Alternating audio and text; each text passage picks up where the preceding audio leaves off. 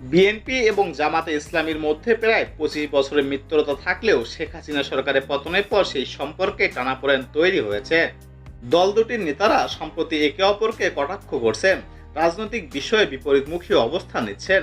BNP অন্তর্বর্তীকালীন সরকারকে দ্রুততম সময়ে নির্বাচন দেওয়ার জন্য চাপ দিচ্ছে। বিপরীতে জামাতে ইসলামী ডক্টর মোহাম্মদ ইউনূসের নেতৃত্বাধীন সরকারকে চাপ না দেওয়ার কথা বলছে। রাজনৈতিক বিরোধীদের ক্ষমা নিয়েও দুই দল দৃষ্টিভঙ্গি ভিন্ন। তারা অপ্রকাশ্য চলছে বেসামরিক প্রশাসন, পুলিশ ও বিশ্ববিদ্যালয়গুলোতে নিজস্ব লোকের পদায়ন নিয়ে দ্বন্দ্ব।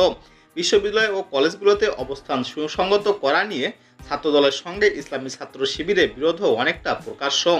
বিএনপির ধারণা অন্তর্বর্তীকালীন সরকারের কাছ থেকে বেশি সমর্থন পাচ্ছে জামাত।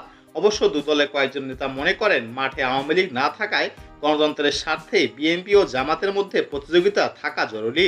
নয়তো জাতীয় পার্টি যেভাবে আওয়ামী লীগের গৃহপালিত বিরোধী দলে পরিণত হয়েছিল সেই অবস্থার উদ্ভব হতে পারে।